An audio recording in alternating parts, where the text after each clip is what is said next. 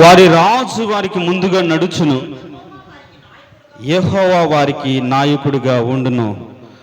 సమస్త మహిమ ప్రభువైన యేసుక్రీస్తుకి చెందునుగాక.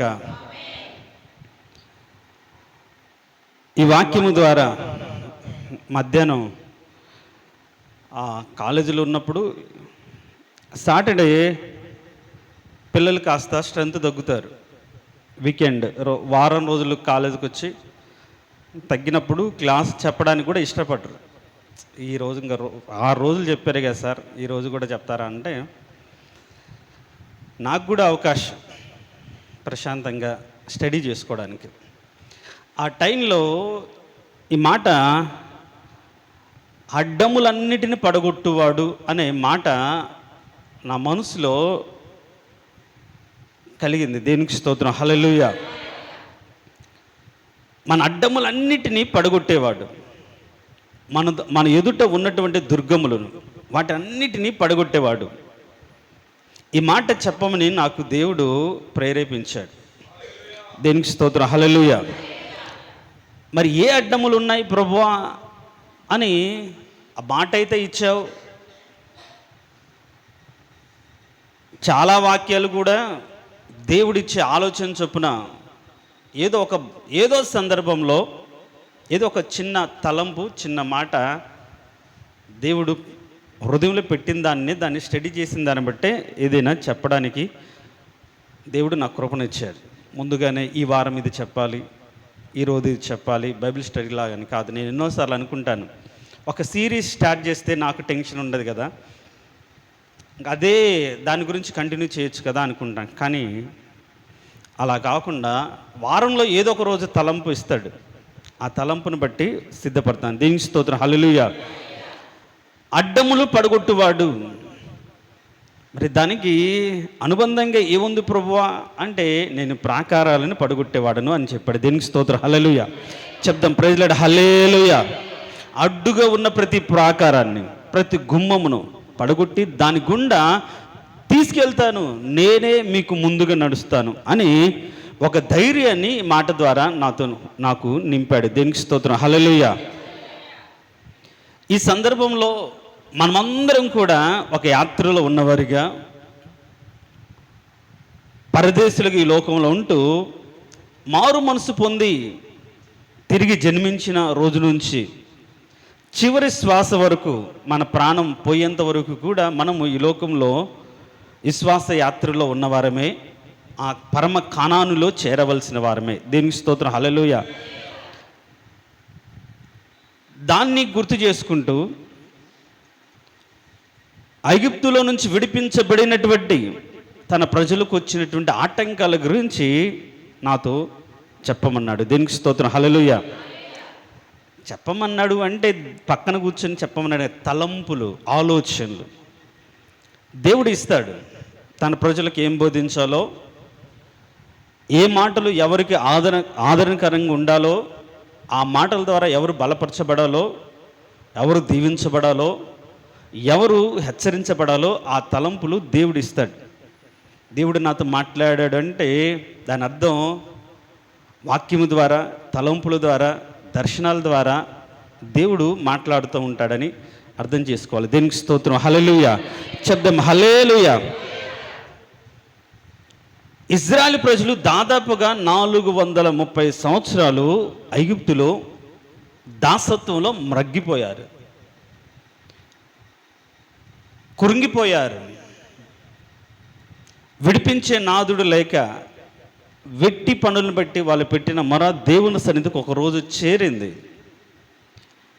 అయితే ఆ మొరను బట్టి దేవుడు విడిపించడానికి దిగివచ్చి మోషేను ఏర్పరచుకొని మోషేను వారి దగ్గరికి పంపించాడు. అయితే ఫరో ఎన్నోసార్లు ఆటంకకరంగా ఉన్నాడు.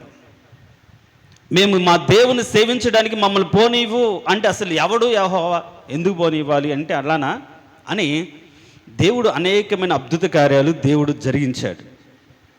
అనేకమైన సూచక్రియలు దేవుడు జరిగించాడు.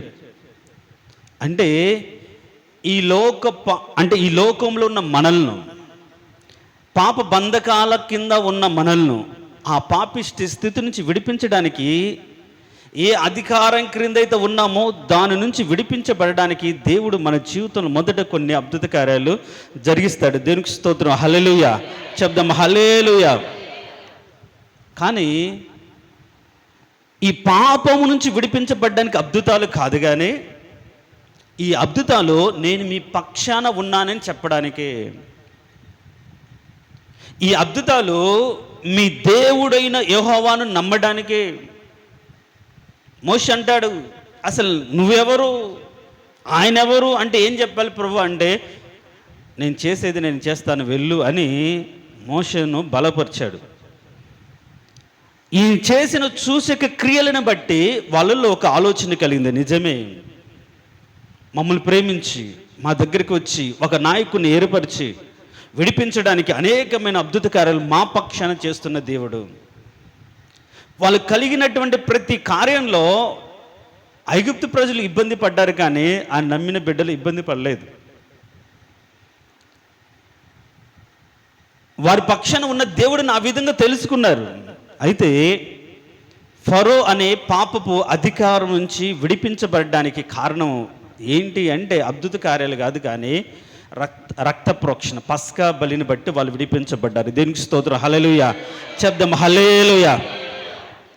మరణదూత వెంటాడింది. ఎవరైతే పస్క బలి లేకుండా ఉంటుందో ఆ గుమ్మములోకి, ఆ ఇంట్లోకి జొరబడి తొలుచూలు కుమారుని చంపివేసింది. కానీ వీళ్ళు రక్తపు కంచెలో క్షేమంగా ఉండి ఆ రాత్రికి రాత్రే వాళ్ళు ఆ పాపిష్టి స్థితి నుంచి, పాపపు స్థితి నుంచి, ఆ ఐగుప్తు నుంచి విడిపించబడ్డారు. దేనికి స్తోత్రం. హల్లెలూయా. అంటే మొట్టమొదటి మనం ఈ లోకంలో సాతాను యొక్క కబంధ హస్తాల క్రింద ఉండి మగ్గిపోతూ బాధపడుతూ కృంగిపోతూ ఉంటే వాడి యొక్క అంధకారమైన రాజ్యము నుంచి విడిపించబడ్డానికి గల కారణం, అనేక సార్లు ఒకవేళ మనం దేవుని నమ్ముకోనప్పుడు కూడా అనేకమైన కార్యాలు జరిగించి ఉంటాడు. మారు మనసు పొంది బాప్తీసం తీసుకొని వాళ్ళు కూడా కొందరు సాక్ష్యాలు చెప్తాడు, దేవుడు దేని కృపను బట్టి నా జీవితంలో ఈ కార్యం చేశాడు, ఆ కార్యం చేశాడని. కారణం ఏంటో తెలుసా?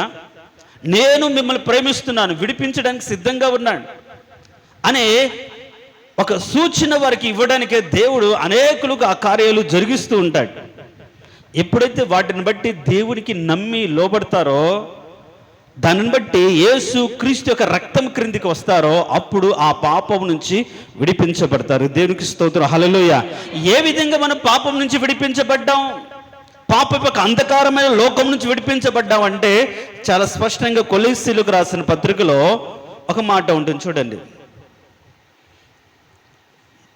1వ అధ్యాయం 13వ వచనం. ఆయన మనలను అంధకార సంబంధమైన అధికారము నుండి విడుదల చేసి తాను ప్రేమించిన తన కుమారుని యొక్క రాజ్య నివాసులుగా చేసెను. ఆ కుమారుని యందు మనకి విమోచనము అనగా పాప క్షమాపణ కలుగుచున్నది. దేవునికి స్తోత్రం. హల్లెలూయా. రెఫరెన్స్లు చెప్తేనేమో బైబిల్ వెతుక్కునే పనిలో ఉంటారు, చెప్పకపోతేనేమో ఇంక వాటి గురించి మర్చిపోతారు. ఒక నిమిషం చూడండి, వెంటనే రాసుకోవడం అలవాటు చేసుకోండి. వెంటనే చదివినంతసేపు చూడడం అలవాటు చేసుకోండి. ఇంకా దాని తర్వాత పైన కింద చదవమాకండి దయచేసి. దీనికి స్తోత్రం. హల్లెలూయా. ఎందుకు పదే పదే చెప్తున్నానంటే, మీరు వాక్యం చదువుతుంటే వాక్యం చదువుతున్న దాన్ని బట్టి కలిగే ఆలోచనలు మీకు వస్తాయి, కానీ నేను చెప్పే ఆలోచనలు మీకు రావు. ఇంకా బైబిల్ చూస్తూ ఉన్నారు. వాక్యం చదువుతుంటే నువ్వు చదువుతున్నప్పుడు వచ్చే ఆలోచనలు నీకు వస్తాయి, నేను చెప్పే మాటలు నీ చెవుని ఎక్కడ వినిపిస్తాయి. రెఫరెన్స్ చూసామా, గుర్తుపెట్టుకున్నామా, నోట్ చేసుకున్నామా, వినాలి, ఇంకా అంతే. ఇంకా దాని తర్వాత ఇంకా అది చదువుతూ ఉంటే నా మాటలు వినిపించు. అందుకనేమో వాక్యం ఎవరికి తలకి ఎక్కట్లేదు, మనసులో ఉండట్లేదు, ఆడికి వెళ్ళగానే పోతా ఉంది. రెఫరెన్స్లు చెప్పేది దానికి ఆధారమైన వాక్యాలను మనం అర్థం చేసుకోవడానికి, ఒక వాక్యాన్ని ఎలా కన్స్ట్రక్ట్ చేస్తున్నావు, నిర్మిస్తున్నావు, దానికి ఏ విధంగా చెప్పొచ్చు అని ఒక ఆధారాన్ని మాత్రమే చూపించడానికి రెఫరెన్స్లు. పాపపు ఐగుప్తు నుంచి మనం విడిపించబడ్డాం, అంధకార సంబంధమైన లోకం నుంచి విడిపించబడ్డాం. ఎలా విడిపించబడ్డాము అంటే యేసుక్రీస్తు ద్వారా విడిపించబడ్డాం. ఆయన రక్తము ద్వారా విడిపించబడ్డాం. ఆయన రక్తము మన విమోచన కలగజేసింది. ఆ రోజు కూడా ఐగుప్తులో ఉన్నట్టు ప్రజలు విడిపించబడ్డానికి పసుకు వధించబడి, పస్కా యొక్క రక్తము ద్వార బంధముల మీద రాయబడిన దాన్ని బట్టి వాళ్ళు విడిపించబడి, మన్న దూత వాళ్ళ కుటుంబాలకు ప్రవేశించకుండా కాపాడబడి, ఆ రోజు రాత్రికి రాత్రే వాళ్ళు ఐగుప్తు అనే పాపపు దాసత్వపు దేశం నుంచి విడిపించబడి బయలుదేరారు. రక్తము ద్వారా విడుదల కలిగింది. మనము కూడా ఒకప్పుడు లోకంలో శాపంతో వ్యాధులతో ఉన్నప్పుడు దేవుడు తను కనపరుచుకున్నాడు. నేను మీకోసం ప్రాణం పెట్టిన దేవుడునని అనేకమైన సూచక్రియల ద్వారా దేవుడు మనకు కనపరిచాడు. అయితే దాని నుంచి మాత్రం విడిపించింది మాత్రం ఆయన రక్తము ద్వారా మనల్ని విడిపించాడు. దీనికి స్తోత్రం, హల్లెలూయా. అంటే పాపం యొక్క అధికారం, మనం ఒకడు దేనికి అయితే లోబడతాడో దానికి దాసుడైపోయి దాని కింద బతకాల్సి వచ్చేది. ఒకప్పుడు మనం పాపానికి అమ్ముడుపోయి, పాపిష్టి పనులకు అమ్ముడుపోయి, పాప దాసత్వం కింద బ్రతుకుతున్న మనలను దాని క్రియలను బట్టే సంతోషం లేకపోగా దుఃఖము, వేదన, శాపంతో ఉన్నప్పుడు, ఎప్పుడయ్యా ఈ స్థితి నుంచి విడిపించబడి క్షేమంగా ఉంటాననే వేదన బ్రతుకులు ఉన్నప్పుడు ఆయన తన రక్తమును చిందించి చెల్లించి నిన్ను ఆ స్థితి నుంచి విడిపించి తాను సిద్ధపరిచిన దేశానికి, పరలోక రాజ్యానికి నడిపించడానికి ఆయన రక్తాన్ని చిందించి పాపం నుంచి మనల్ని విడిపించాడు. దేనికి స్తోత్రం, హల్లెలూయా. అంధకార రాజ్యము నుంచి మనల్ని విడిపించి తన రాజ్య నివాసులుగా మనల్ని చేసి ఆ రాజ్యాన్ని చేరడానికి ఆయన మనల్ని ఏం చేస్తున్నాడంటే నడిపిస్తూ ఉన్నాడు. ఆ మాట మనం పైన చదివితే, నేను విడిపించుటకును వారిని నడిపించుటకును దిగి వచ్చాను అన్నాడు. దేనికి స్తోత్రం, హల్లెలూయా. అంటే పాపము నుంచి విడిపించబడిన ప్రతి వ్యక్తిని పరలోకం వరకు నడిపించడానికి వారికి ముందుగా ఉండే దేవుడు. ఈ సత్యాన్ని మనం అర్థం చేసుకోవాలి. దేవునికి స్తోత్రం, హల్లెలూయా. నువ్వు అంధకార సంబంధమైన రాజ్యం నుంచి విడిపించబడ్డావా, పాపం నుంచి విడిపించబడ్డావా, ఆ రక్తము ద్వారా నువ్వు కడగబడి ఆయన మాటకు లోబడి పాపం నుంచి విడిపించబడిన తర్వాత ఆయన నీతో కూడా ఉండి నడవడానికి సిద్ధంగా ఉన్నాడు. నీకు ముందుగా నడుస్తున్న దేవుడుగా నువ్వు గుర్తెరగాలి. ఎప్పుడైతే నన్ను రక్షించుకున్న నా దేవుడు, నన్ను విడిపించిన నా దేవుడు నన్ను నడిపిస్తాడు అనే నమ్మకం నీ బ్రతుకులు కలిగినప్పుడు ఆయన నడిపించే ఆ మార్గంలో నువ్వు ఏం చేస్తావు, స్థిరంగా వెళ్తావు. ఆయన విడిపించిన సంగతేమే మనం మర్చిపోతే తిరిగి అదే అంధకార లోకంలో బ్రతకడానికి ఇష్టపడతాం. గమనించండి, మొదటి ఆటంకం ఏంటి అంటే ఈ లోకమే. పాపం అనే ఆటంకి మన జీవితంలో దేవుని ఎదుకు రాకుండా, ఆ రాజ్యంలో క్షేమంగా ఉండకుండా ఉన్నప్పుడు ఆయనే తన విమోచనం అంటే తన రక్తము ద్వారా పాపము నుంచి మనం విడిపించాడు. ఆయన ఆ కుమారుని యందు విమోచనం అనగా మన అపరాధంలో క్షమాపణ కలిగింది అని ఎఫెసీయులకు రాసిన పత్రికలు అంటాడు. ఆ ప్రియుని యందు ఆయన రక్తం వలన మీకు విమోచనం అనగా మీ అపరాధములకు, మీ పాపాలకు క్షమాపణ కలిగి ఉంది. ఆయన రక్తము ద్వారా మనల్ని క్షమించి విడిపించాడు పాపపు స్థితి నుంచి. ఇప్పుడు విడిపించబడిన మనము ఆ కనాను యాత్రలో, పరమ కనానుకి చేరడానికి ఆ యాత్రలో ఉన్నవారము. దేవునికి స్తోత్రం, హల్లెలూయా. అయితే ఈ యాత్రలో ఉన్నప్పుడు అనేకమైన ఆటంకాలు ఉన్నాయి. అయితే ఈ ఆటంకాలను, అడ్డంకులను ఎలా జయించాలి అనే మాట నేను చెప్పాలని, విడిపించబడిన మనం ఆయన ముందుగా వెళ్తాను అన్న దేవుడు, ఆయన ప్రాకారాలు పడగొట్టేవాడు మనకు ముందుగా వెళ్తాడు అనే ధైర్యం మనకున్నప్పుడు, ఆయన ముందు నడుస్తున్నప్పుడు మనం నడుస్తూ ఉంటాం. అందుకని యేసు వైపు చూస్తూ ఓపికతో పరిగెత్తాలనే పాట మనం పాడుకున్నాం. అది ఎలాంటి స్థితి అయినా, శ్రమ, వేదన, దుఃఖమైనా సరే, విశ్వాసానికి అర్థమైన యేసు వైపు చూస్తూ ఉంటే కావలసిన శక్తి వస్తుంది, విశ్వాసం వస్తుంది. అయితే అలా వాళ్ళు కూడా నడవలేదుగా. వారిలో కొందరు నమ్మక నశించిపోయారని బైబిల్లో రాయబడిందిగా. మీరు ఒక మాట చూడండి, యూదా పత్రిక 1వ అధ్యాయం ఉంటుంది అక్కడ, ప్రకటన గ్రంథానికి ముందు. యూదా పత్రిక 5వ వచనం 1:5లో కింది భాగం నుంచి, ప్రభువు ఐగుప్తులో నుండి ప్రజలు రక్షించినను వారిలో నమ్మకపోయిన వారిని తర్వాత నాశనము చేసెను. చూడండి, విడిపించబడిన తర్వాత నడిపించబడడానికి ఆధారం మన నమ్మకమై ఉండాలి. కానీ నమ్మక సనిగి గొనిగి ఎదురు తిరిగి చాలామంది అరణ్యంలో రాలిపోయారు.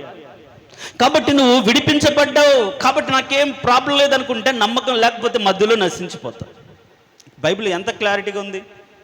ప్రభు ఐగుప్తులో నుంచి వారిని రక్షించినను విడిపించినను వారిలో నమ్మని వారిని ఏం చేశాడు? మధ్యలో నశించిపోయారు. మరి ఈరోజు మనం విడిపించబడిన తర్వాత మన నమ్మకం మనకు ఆధారమై ఆయన నడిపిస్తూ ఉన్నప్పుడు ఆయన వెనక మనము కూడా ఆయన్ను చూస్తూ నడవడానికి ఆ నమ్మకాన్ని బట్టి ఆ త్రోవలో మనము బ్రతుకుతూ ఆయన వైపు చూస్తూ వెళ్ళాలి. దేవునికి స్తోత్రం, హల్లెలూయా. కాబట్టి ఒకవేళ నమ్మకం కోల్పోతే, ఎర్ర సముద్రం ఎదురైంది, దిగగానే వాళ్ళు బయట పడగానే అక్కడే అడలిపోయారు. కొందరైతే మాకు వెనక్కే వెళ్ళిపోతాము, తిరిగి ఐగుప్తులోకి వెళ్ళిపోతామనే ముఠ బయలుదేరింది. కానీ ప్రభు అంటాడు, మీరు ముందుకే సాగిపోండి. ఎప్పుడైతే మన పాపం నుంచి విడిపించబడగానే ఇంకా మన క్షేమంగా వెళ్ళిపోతామని కాదు. ఎర్ర సముద్రం అనే శ్రమలు, సాతాను యొక్క తరుముట, పాపం నుంచి విడిపించబడిన తర్వాత సాతాను తరుముతూనే ఉంటాడు. నువ్వు అప్పుడే గొప్పవాడివి అయిపోయావా, అప్పుడే నీతిమంతురాలు అయిపోయావా, అప్పుడే పరిశుద్ధురాలు అయిపోయావా, అప్పుడేనా చూడు అని నేను ముంచి వేస్తామని సాతాను మన వెనక తరుముతూ ఉన్నప్పుడు, అలాంటి టైంలో ఎర్ర సముద్రం అడ్డుగా ఉన్నప్పుడు మన జీవితాల్లో కూడా ముంచి వేసే పరిస్థితులు. దేవుని నమ్ముకున్న తర్వాత, బాప్తిసం తీసుకున్న తర్వాత అనేక మంది జీవితాల్లో శోధనలు, శ్రమలు ఎదురవుతూ ఉంటాయి. అది మొదటి ఆటంకం ఎదురవుతుంది. కుటుంబంలో సమస్యలు, అనారోగ్యాలు, బిడ్డలకు బాగుండదు, భర్తకు బాగుండదు, భార్యకు బాగుండదు, తల్లిదండ్రులకు బాగుండదు, అత్తమామలకు బాగుండదు. ప్రార్థనకు రావాలంటే ఆటంకం, ఎక్కడికైనా వెళ్ళాలంటే ఆటంకం. ఇంతగా ప్రార్థన చేస్తున్నావుగా, ఇంతగా భక్తి చేస్తున్నావుగా, ఎక్కడా నీ దేవుడు, ఏమైపోయాడు నీ దేవుడు, ఎందుకు ఈ సమస్యలు అని తరుముతూ ఉన్నప్పుడు నువ్వు వాటిని జయించడానికి నీ బ్రతుకులు ఏముండాలి అంటే దేవుడిచ్చిన కర్ర నీ చేతులు ఉండాలి. దేవునికి స్తోత్రం, హల్లెలూయా. ఒకప్పుడు కర్ర పాము, కానీ ఎప్పుడైతే దాన్ని కింద దేవుని యొద్ద పడవేసి తిరిగి పట్టుకున్న తర్వాత మామూలుగా మారిపోయింది. పాపిష్టి జీవితం, మార్చబడిన జీవితం తన బ్రతుకులోకి ఎప్పుడైతే వచ్చిందో ఆ కర్ర మోషే తన చేత పట్టుకున్నాడో, నువ్వెందుకు భయపడతావయ్యా, సముద్రం అయితే అవ్వచ్చు, నేను కదా నిన్ను నడిపించేది, కాబట్టి మీరు సాగిపోండి, ఆగడానికి లేదు అని ఏమంటాడంటే ఒక మాట చూడండి. అక్కడ ఒక మాట, నిర్గమకాండం 14:15.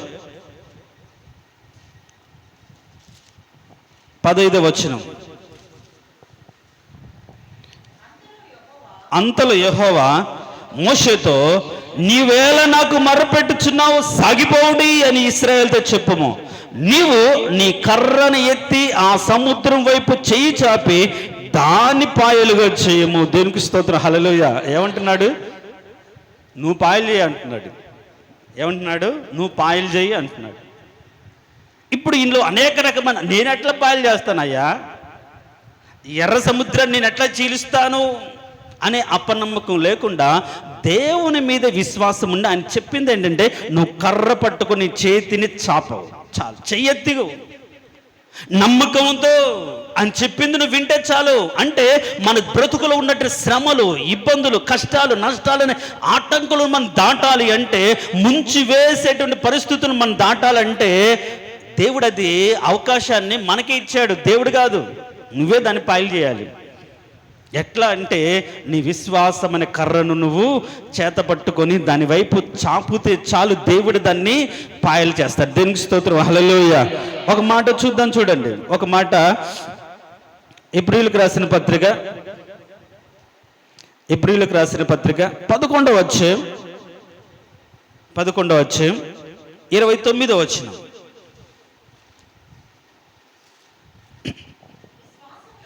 విశ్వాసమును బట్టి వారు పొడి నేల మీద నడిచినట్లు ఎర్ర సముద్రం బడి నడిచిపోయిరి. దేవునికి స్తోత్రం, హల్లెలూయా. శబ్దం ప్రైజ్ లార్డ్, హల్లెలూయా. ఇంకా మరి చదివితే ఆయన మార్గం సముద్రంలో ఉండెను, ఆయన అడుగుజాడలు గుర్తించబడక ఉండేనని రాయబడింది. కానీ నీ విశ్వాసం నీ బ్రతుకులో ఉంటే సముద్రంలో కూడా ఆయన మార్గాన్ని నీ కోసం ఏర్పరిచింది, తెరుస్తాడు. దేనికి స్తోత్రం, హల్లెలూయా. ఎప్పుడంటే నువ్వు కర్ర చేత పట్టుకొని దాని వైపు చాపినప్పుడు.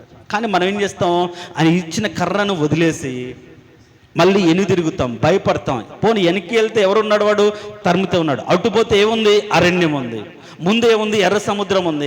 అలాంటి పరిస్థితుల్లో నీ విశ్వాసం నీకు ఆధారమై నిన్ను నడిపిస్తున్న దేవుడి మాటకు నువ్వు విధేయత చూపి దాని వైపు నువ్వు చెయ్యి చాపగలిగితే నీ పక్షాన ఆయన కార్యం జరిగిస్తాడు. దేనికి స్తోత్రం, హల్లెలూయా. సో నీ ఏ కష్టం నేను బాధిస్తుంది, దాంతో నువ్వు మాట్లాడు. నా దేవుడు నాతో ఉన్నాడు, నువ్వేం చేయలేవు, నువ్వు నా సదునుపునుగా అయిపోతావు అంటారు. గొప్ప పర్వతాన్ని పట్టుకొని, ఓ గొప్ప పర్వతమా నువ్వు జెరుబ్బాబెలు అంటాడు, నువ్వు ఎంత దానివో, నువ్వు చదును భూమిగా మారిపోతావు. కారణం ఏంటంటే దేవుని ఎదిరించడానికి ఎలాంటి సమస్యని ఎంతటిదండి, నీకు నమ్మకం ఉండాలి, నీకు విశ్వాసం ఉండాలి. నిన్ను నడిపిస్తున్న దేవుడు, నీకు ముందుగా నడుస్తున్న దేవుడు నిన్ను తప్పిపోకుండా పడిపోకుండా నిన్ను తీసుకెళ్తాడు, నీ ముందు ఉన్న ప్రతి ప్రాకారాన్ని తొలగిస్తాడని నమ్మకం విశ్వాసం నీ బ్రతుకులో ఉంటే వారు విశ్వాసమును బట్టి ఏంటి సముద్రములో పడి నడిచిపోయారు. దేవునికి స్తోత్రం, హల్లెలూయా. దేనిని బట్టి, విశ్వాసాన్ని బట్టి. నువ్వు విశ్వాసం నీ బ్రతుకులో ఉంటే ఏం చేస్తాడంటే నువ్వు చెయ్యి ఎత్తగానే నీ ఎదుట ఉన్న ఎలాంటి సముద్రమైనా, ముంచుతున్న సముద్రమైన సరే దాన్ని పాయలుగా, అందుకని ఆయన సముద్రమును చీల్చెను అని రాయింది. అక్కడేం చేస్తా, అక్కడేమంటాడు, నువ్వు పాయలు చేయమంటాడు. ఎప్పుడైతే ఆయన చెయ్యి చాచాడో పాయలు చేసేది ఎవరు, దేవుడే. కీర్తనకారుడు అంటాడు 2-3 చోట్ల ఆయన ఆ సముద్రమును చీల్చెను ఉంటుంది. మీరు కానీ 136వ అధ్యాయం 13 వచ్చిన కానీ 106వ అధ్యాయం 9 వచ్చిన కానీ ఎర్ర సముద్రమును ఆయన పాయలుగా చీల్చని ఒక చాట ఉంటుంది. తర్వాత ఎర్ర సముద్రం గద్దింపుగా అది ఆరిపోయినని ఉంటుంది. తర్వాత 66వ అధ్యాయంలో ఇవన్నీ కూడా మనం సంతోషించడానికి దేవుడు మన జీవితంలో జరిగించాడని మనం చెప్తాం. దేనికి స్తోత్రం, హల్లెలూయా. రెండవ ఆటంకం ఏంటంటే ఎర్ర సముద్రం. ఎర్ర సముద్రం శ్రమలు, బాధలు, వదిలిపెట్టిన పాపాలు, లోకం నిన్ను తరుముతూ ఉన్నప్పుడు దాన్ని జయించడానికి నీ బ్రతుకులు ఏముండాలంటే విశ్వాసం ఉండాలి. విశ్వాసంతో ముందు అడిగేస్తే చాలు, ముంచేసి అలలు కూడా ఏమవుతాయంటే అణిగిపోతాయి. దీనికి స్తోత్రం, హల్లెలూయా. పేతురు కూడా యేసు ప్రభువును చూసి, ప్రభు నేను కూడా రావచ్చా అంటే రా అన్నాడు. ఆయన వైపు చూసి ముంచుతున్న సముద్రంలో, ఉవ్వెత్తున లేస్తున్న సముద్రంలో అడుగు పెట్టాడు. ఏమైంది సముద్రం, ఏమైంది సముద్రంలో, దానికి ఒక ఆధారం వచ్చింది, నిలబడ్డాడు, ఆయన వైపు చూస్తూ నడిచాడు. కానీ కొంత దూరం వెళ్ళంగానే గాలిని చూసి భయపడ్డాడు, మునిగిపోయాడు. ఆయన వైపు చూస్తే సముద్రం ఒక అడుగు మనం ముందుకేస్తే చాలు, అదేం చేస్తుంది, మార్గాన్ని ఇస్తుంది.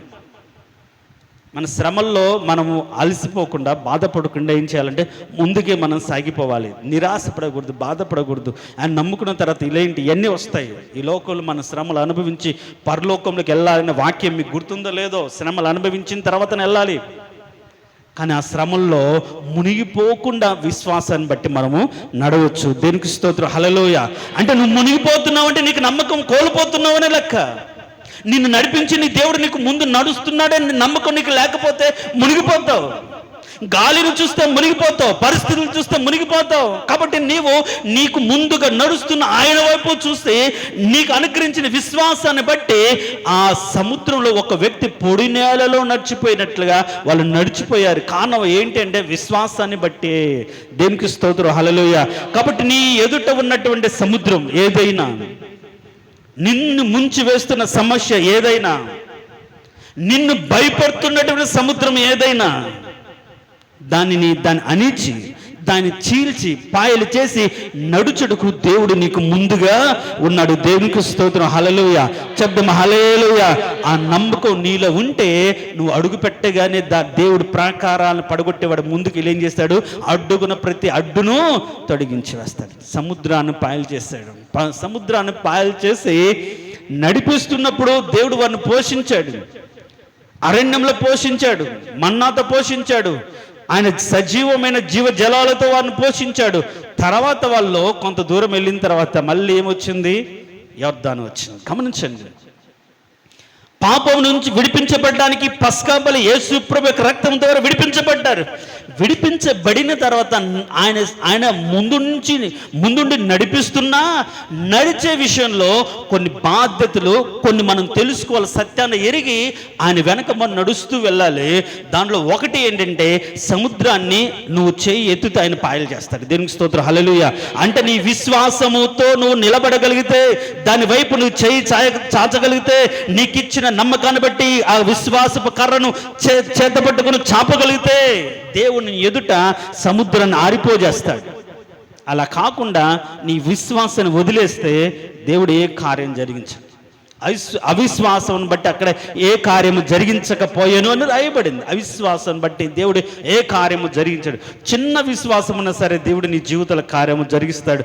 అయితే విశ్వాసాన్ని బట్టి సముద్రాన్ని దాటారు. దాని తర్వాత యోర్దాను వచ్చింది. మరి యోర్దాను ఎట్లా దాటారు? మరి అప్పుడు మోషే చేయి జాపాడా? లేదు.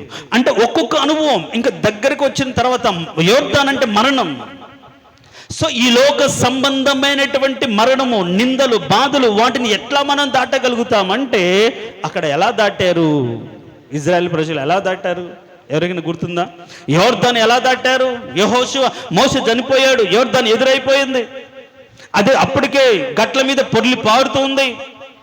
అడుగు పెడితే లోపలికి లాక్కెళ్ళిపోతుంది. ఎవరు సాహసిస్తారు?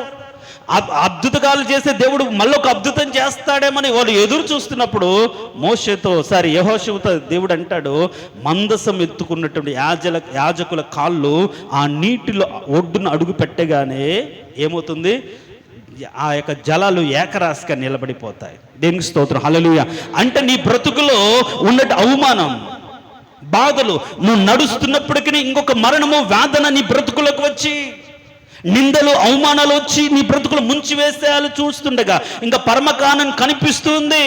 కానీ అక్కడికి వెళ్లకుండా అడ్డుగా ఉన్నటువంటి యోర్దానును, అవమానమైన నురగను వెళ్ళగక్కుతున్నటువంటి యోర్దానును నువ్వు జయించాలంటే నిన్ను నడిపిస్తున్నటువంటి సేవకుల అడుగు జాడల్లో నువ్వు నడవాలి. దేవునికి స్తోత్రం, హల్లెలూయా. చెప్దాం ప్రైజులారా, హల్లెలూయా. నింద, అవమానం పోవాలంటే, బ్రతుకులున్న వేదన, దుఃఖం పోవాలంటే, ఎవరైతే మందసాన్ని ఎత్తుకొని ముందుకు వెళ్తున్నారో వారి అడుగు జాడల్లో ప్రతిసారి మనం విశ్వాసం కాదు, నాకు విశ్వాసం ఉంది కదా నేను వెళ్తాను అనేది కాదు, నేను ఒకప్పుడు చేయి చాచినప్పుడు పాయలైపోయింది అనేది కాదు.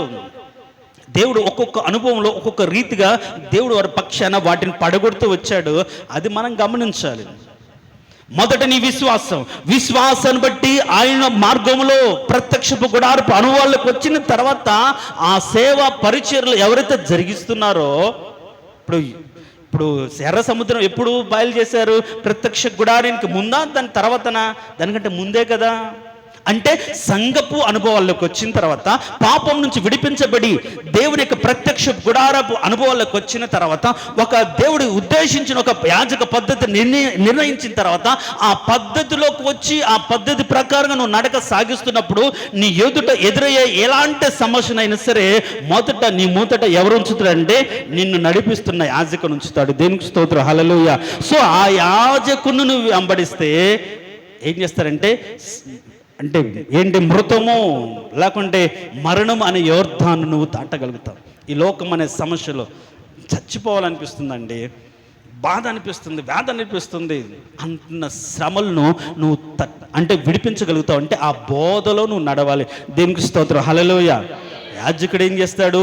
బోధిస్తాడు, నడిపిస్తాడు, మార్గాన్ని చూపిస్తాడు ఆయన అడుగుజాడల్లో. అప్పుడేమో మనమే నడిచాం, ఇప్పుడేమో ఆ అనుభవ బోధల్లోకి వచ్చిన తర్వాత, లేకుంటే ప్రత్యక్షపు గుడారపు అనుభవాల్లోకి మనం వచ్చిన తర్వాత, ఎవరైతే యాజకుడు నిర్ణయించాడో, ఎవరైతే దేవుడు నియమించుకున్నాడో ఆయన బోధలో, ఆయన బోధ చొప్పున ఆయన అడుగుజాడల్లో నువ్వు నడుస్తూ ఉంటే నిన్ను ముంచాలని చూస్తున్నట్టు, నీకు అడ్డుగా ఉన్నట్టు ఎలాంటి యోర్దానునైనా సరే దేవుడు ఏం చేస్తాడు? ముంచి వేస్తాడు. దేనికి స్తోత్రం, హల్లెలూయా. చెప్దాం, హల్లెలూయా. నాకు ఈత వచ్చు, నాకు బలం ఉంది, నాకు జ్ఞానం ఉంది, నాకు బోట్ ఉంది, నేను ముందుకు వెళ్ళగలుగుతాను అని సొంత ప్రయత్నాలు, సొంత ఆలోచన చేస్తే అది ఇంకా యేసు రక్తమే జయం. ఇంకా అది ఎవరు చెప్పలేరు. విశ్వాసపు నడక మనము కొన్నిసార్లు మన యొక్క నమ్మకాన్ని బట్టి దేవుడు మార్గాన్ని పాయలు చేస్తాడు. శ్రమలో నీ శ్రమలు నీకు తోడుండి మార్గాన్ని చూపిస్తాడు. అయితే ఎప్పుడైతే సంఘ పరిచర్యలోకి నువ్వు అంటుకట్టబడి నడిపించబడుతున్న తర్వాత నీకొచ్చే శ్రమలు ఏదైతే ఉన్నాయో, బాధలు అయితే ఏదైతే ఉన్నాయో, అది ఆ అనుభవాల్లో ఆ మార్గం గుండా ఆ యాజకుడు నిర్ణయించిన పద్ధతి చొప్పున నువ్వు నడిచినప్పుడే నువ్వు క్షేమంగా వెళ్ళగలుగుతావు. దేనికి స్తోత్రం, హల్లెలూయా. సో మూడో అడ్డంకి ఏంటంటే యొర్దాను. ఆ యొర్దాను ఎలా దాటారు? మందసం మోస్తున్న సేవకులను అనుసరించిన దాన్ని బట్టి యొర్దాను దాటారు. కాబట్టి మన జీవితాల్లో సంఘములో చేర్చబడిన తర్వాత వస్తున్నటువంటి శ్రమలను తప్పించుకోవాలి అంటే నీకు ముందుగా నడిపిస్తున్నటువంటి వాక్యపు సత్యాన్ని అర్థం చేసుకొని ఆ మాటల చొప్పున ఆ వాక్యానుసారంగా నీ బ్రతుకును నడవడానికి స్థిరపరచుకోగలిగితే నువ్వు క్షేమంగా యొర్దాను దాటగలుగుతావు. యొర్దాను దాటి ఏంటి 12 రాళ్లను సాక్షాత్కరంగా పైన నిలపగలుగుతావు. మేము నడిచి వచ్చిన మార్గంలో మేము తీసిన రాళ్ళువే అని నిలబెడతావు. నీ బిడ్డలకు కూడా చెప్తావు, యొర్దాను మమ్మల్ని ముంచి వేస్తున్నప్పుడు, విశ్వాసంలో మేము స్థిరంగా నడుస్తున్నప్పుడు వచ్చిన యొర్దాను దేవుడు మా ఎదుట ఆరిన నేలగా చేశాడు, ఏకరాశిగా నిలిపాడు. ఇదిగో మేము నడిచి వచ్చిన రాళ్ళువే, మేము నిలబడి స్తుతించినటువంటి రాళ్ళువే అని వాళ్ళు ఎక్కడైతే యాజకులు నిలబడ్డ చోట 12 రాళ్ళను తీసి ఏం చేస్తారు, గట్టి మీద రాగానే సాక్షాత్కరంగా నిలబెట్టండి. ఏంటి అంటే దేవుడు ఏకరాశిగా నీటిని నిలిపినప్పుడు ఆ యొర్దాను అడుగు భాగంలో యాజకులు నిలబడిన రాళ్ళువే, వాళ్ళు మా కోసం నిలబడ్డారు కాబట్టి మేము దాటిపోయాం అని చెప్పారు. కాబట్టి ఆ వాక్యపు అనుభవాల గుండా మనం ఏం చేయాలంటే యొర్దాను దాటాలి. ఇప్పుడు మనం ఎక్కడ ఉన్నామంటే యొర్దాను దాటే క్రమంలో ఉన్నాం. సంఘపు సహవాసంలోకి వచ్చిన తర్వాత నీ బ్రతుకులో ముంచి వేయాలని గట్ల మీద పొర్లిపారుతున్న యొర్దాను దాటాలంటే నువ్వు ఏం చేయాలంటే నిన్ను నడిపిస్తున్న యాజకుడికి వాక్య బోధను అనుసరించాలి. కాబట్టి అలా అనుసరిస్తే వాళ్ళు అడుగుజాడలు ఎప్పుడైతే యాజకుడు అడుగు పెట్టగానే ఏమైపోయాయి, ఏకరాశిగా నిలబడిపోయాయి. యాజకుడి గొప్పతనం కాదు, వారు మోస్తున్న మందసంలో ఉన్న దేవుని యొక్క గొప్పతనం. దేవునికి స్తోత్రం, హల్లెలూయా. మూడో అడ్డంకిని యాజకులను అనుసరించి, దేవుని యొక్క సేవకులు అనుసరించి ఆ మార్గంలో నడిచి ఆ ఆటంకాన్ని తొలగించుకున్నారు. తర్వాత ఇంకా కానానునికి వెళ్ళే ముందు చివరి ఆటంకి ఒకటి ఉంది, అదేంటంటే ఎరికో కోటగోడలు. మరి ఎరికో కోటగోడలు ఎలా కూల్చారు? స్తుతుల మూలంగా దుర్గాలని వాళ్ళు కూల్చారు. దేవునికి స్తోత్రం, హల్లెలూయా. కేకలు వేయగానే యెహోషువ గ్రంథం 6:20 అనుకుంటాను, 6:20 అనుకుంటాను, వారు యాజకులు బూరలు ఉదురుగా ప్రజలు బిగ్గరగా కేకలేశారు. అప్పుడు వెంటనే ప్రాకారాలు కూలిపోయాయి. నువ్వు ఒకవేళ అది దాటి వచ్చిన యాజకులతో కూడా నువ్వు నడుస్తూ దాటి వచ్చినా సరే ఇంకేముంది నీ బ్రతుకులో? యొర్దాను సరే ఎరికో కోట కూడా సాతాను ముట్టడి వేసి కట్టడి చేసి అక్కడ రాకుండా అడ్డుబండగా ఉంటుంటే ఈ అడ్డుకోట నువ్వు ఎలా చెయ్యాలంటే 7 రోజులు ఏం చేశారు, మౌనంగా దాని చుట్టూ తిరిగారు. 7 రోజులు అంటే యాజకులు అనుసరించారు. ఈ 7 రోజులు బూర ఊదికి మాత్రం యాజకులే, 7వ రోజు మాత్రం యాజకులతో కలిసి ప్రజలు కూడా కేకలు వేశారు. సో ఈ క్రమాన్ని వాళ్ళు ఫాలో అయ్యారు. మౌనంగా తిరగండి, కానీ 7వ రోజు వచ్చేటప్పటికి నీ ప్రజలు కూడా కేకలు వేయాలి. అంటే ఇప్పుడు ప్రాకారాలను పడగొట్టే విధానం ఏంటంటే స్తుతుల మూలంగా, ప్రాకారాలు పడగొట్టే విధానం అంటే కేకల మూలంగా, ప్రార్థన మూలంగా. అది ఎవరితో కలిసి? నువ్వు యాజకులతో కలిసి నువ్వు ప్రార్థన చేసిన దాన్ని బట్టి సాతాను కట్టిన కోట గోడలు కూలిపోతాయి. నువ్వు ఏ విధంగా అడ్డంకులు జయించవచ్చు? కలవవు, సంఘములో నిలవవు, కలిసి ప్రార్థన చేయవు. ప్రార్థన చేయాలంటే మనసు ఉండదు. ఎట్లా కూలిపోతాయండి నీ బ్రతుకులు సాతాను కట్టిన కోటగోడలు? ఎరుక కోటగోడలు కూలిపోవాలని నువ్వు కేకలేస్తే సరిపోతుందా? నువ్వు ప్రార్థన చేసుకుంటే సరిపోతుందా? నేను ప్రార్థన చేసుకోగలుగుతున్న గంటలు కాదు. దేవుడు ఒక పద్ధతి ఉంచాడు. ఆయన నడిపింపులో కూడా దేవుడు కొన్ని విధానాలను ఏర్పరిచాడు. ఆ సత్యాన్ని తెలుసుకోకుండా అడ్డగోలుగా మన విశ్వాసం చేయకూడదు. నువ్వు ప్రార్థన పరుడువే, ప్రార్థన పరురాలవే, నువ్వు గంటలు ప్రార్థన చేసుకోవచ్చు, కానీ ఎవరితో కలిసి నువ్వు కేకలేయాలి? యాజకులతో కలిసి కేకలేయాలి. బూరదులు ఊదినప్పుడు కేకలేయాలి. అలా కేకలు వేస్తే ఎరుకో కోట గోడలు కూడా నీ ముందు పడిపోతే అప్పుడు ఎక్కి దాన్ని స్వాధీనపరచుకొని అప్పుడు కనానులోకి నువ్వు వెళ్ళగలుగుతావు. కాబట్టి ఈ 4 ఆటంకాలు, 4 ప్రత్యేకమైన అనుభవాలు గుండా దేవుడు ముందు ఉండిన వీళ్ళే జరిగించారు. అవునా కదా? ఇక్కడ దేవుడు చేసిన కార్యం ఏంటి? 1, పాపం నుంచి విడిపించడానికి తన రక్తాన్ని కోసం వెలగ చెల్లించాడు. దాని తర్వాత కానాను చేరేంత వరకు కూడా నీ ద్వారానే నీ ముందున్న ఆటంకాలను తొలగించుకుంటూ వచ్చాడు, నీ ద్వారానే. కాబట్టి నీవే బలముగా సాగిపోవడానికి నిన్ను నువ్వు సిద్ధం చేసుకోవాలి. ఎక్కడ ఆగిపోయావు? ఇంకా ఎర్ర సముద్రం దగ్గర నిలిచిపోయావా? ఎక్కడ ఆగిపోయావు? ఇంకా యోర్దాను దగ్గరే ఉండిపోయావా? ఎక్కడ ఆగిపోయావు? ఇంకా ఎరిక కోడలు చుట్టూ ఇంకా తిరుగుతూ ఉన్నావా? కేకలేసే అనుభవంలోకి రాలేదా? ఈరోజు మనం కేకలేయాలి. దేనికి స్తోత్రం, హల్లెలూయా. చెప్దాం ప్రైజ్లార్డ్, హల్లెలూయా. మనం కేకలేయాలి. కేకలేస్తే సంఘంలో ఉన్నటువంటి కుటుంబాల చుట్టూ కట్టిన సాతాను కోటగోడలు కూలిపోవాలి. అందరూ విడుదల పొందాలి, విడిపించబడాలి, రక్షించబడాలి. శాపగ్రస్తమైన దాన్ని ఏది కూడా మన బ్రతుకులు ఉండకుండా వాటిని పడగొట్టి దేవుడు మనకు సిద్ధపరిచిన కనానులోకి మనం ప్రవేశించాలి. మరి మన స్థాయి ఎక్కడ ఉంది? ఇంకా విడిపించబడి యోర్దాను దగ్గర ఉందా, లేకుంటే ఎర్ర సముద్రం దగ్గర ఉందా, లేకుంటే ఎరిక కోట గోడల దగ్గర ఉందా? ఎక్కడ ఉందా? ఎక్కడ ఉన్నా సరే దేవుడు ఒక పద్ధతిని నిర్ణయించాడు. ఆ పద్ధతిని ఫాలో అవుతే దేవుడు నీ ఎదుట, నీ ముందు ఉన్న ప్రాకారాన్ని కూలుస్తాడు. ప్రాకారాలు పడగొట్టువాడు వారికి ముందుగా పోవును. దేవునికి స్తోత్రం, హల్లెలూయా. కానీ పడగొట్టింది ఎవరు? వీళ్ళే కదా. వీళ్ళు పోతుండగానే అన్ని తెరుచుకున్నాయా? దానికంతటి కూలిపోయిందా? సినిమాలో చూపించిన అద్భుత కార్యాలు వెంటనే జరిగిపోయిందా? కాదు. నీ అనుభవాన్ని బట్టి, నీ విశ్వాసాన్ని బట్టి, నువ్వు నడకను బట్టి దేవుడు నీ ద్వారా కొన్ని కార్యాలు జరిగిస్తూ నిన్ను ప్రత్యేకించబడ్డ వ్యక్తి ఏ విధంగా దేవుడు నడిపిస్తాడని సాక్షాత్కరంగా నిలుపుతూ దేవుడు నడిపిస్తాడు. పలాని వారి దేవుడు ఎంత ఆశ్చర్యకరంగా నడిపించారు. వాళ్ళు నడుస్తుంటే ఎర్ర సముద్రం పాయలైపోయింది. ఎరుకో ప్రజలు వాళ్ళ యొక్క గుండెలు నీరైపోయాయండి. రహాబు ఆ మాటలు విని కరిగిపోయింది. అమ్మో, వేదన పడింది. అమ్మో, వారి ఎదుట ఎవరండి నిలవగలుగుతారు? ఆయనే గొప్ప దేవుడు, ఆయన భూమి ఆకాశాలు సృజించిన వాడు. కాబట్టి ఆ దేవుడిని నమ్ముకుంటాను, నా కుటుంబం కూడా నమ్ముకోను విశ్వాసం కలిగింది. కారణం ఏంటంటే వాళ్ళు దాటి వచ్చిన విధానం, ఒక్కొక్కటి జయించిన విధానం లోకంలో ఉన్న వారికి కనువిప్పును కలుగజేస్తుంది. ఇంకా మనం యోర్దాను దగ్గర ఆగిపోతే ఉంటే ఎట్లా? ఇంకా పాపంలో బ్రతుకుతున్నటువంటి ఎరుకో శాపగ్రస్తంలో బ్రతుకుతున్న బిడ్డలు ఎప్పుడు రక్షణ పొందుతారు? నువ్వు వాటిని జయించగలిగితేనే కదా, వాటిని దాటి వస్తేనే కదా. రాహాబు లాంటి వేషలు దేవుని నమ్ముకొని మందిరంలో చేర్చబడతారు. మన జీవితాలు దేవుడు జరిగించే క్రియలను బట్టి అనేకులు దేవుని యందు విశ్వాసం ఉంచాలి. మన సాక్ష్యమే, మన బ్రతుకే, మనం దేవునితో నడుస్తున్న విధానమే అనేకులు ఒక మార్పుకు నాంది అవ్వాలి. ఎర్ర సముద్రం దగ్గర ఆగిపోతే విశ్వాసాన్ని నువ్వు బలపరుచుకో, ప్రోధి చేసుకో, సాగిపో, భయపడొద్దు. నేను నీకు తోడుగా ఉన్నప్పుడు అడుగేయి. ఆయన వైపు చూసి నా దేవుడు నాకు తోడుకున్నాడు ధైర్యంతో నువ్వు ఒక ముందు అడిగేయి. అది దాటి వచ్చావా? యోర్దానే ఉంటే నువ్వు సంఘపు అనుభవాల్లో, దేవుడు చెప్పినట్టు వాక్యపు అనుభవాల్లో నువ్వు జాగ్రత్తగా నీ అడుగులు వేయడానికి ప్రారంభించు. ఎలాగంటే అలా కాకుండా దేవుడు దాని నుంచి తప్పిస్తాడు.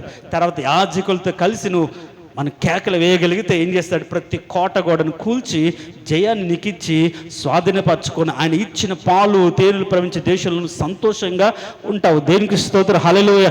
ఎప్పుడైతే అక్కడికి ప్రవేశించారో ఆ పంట తింటుండగానే మన్నా మానిపోయింది, ఇంకా స్వాధీనపరచుకున్నారు. దేవునికి స్తోత్రం, హల్లెలూయా.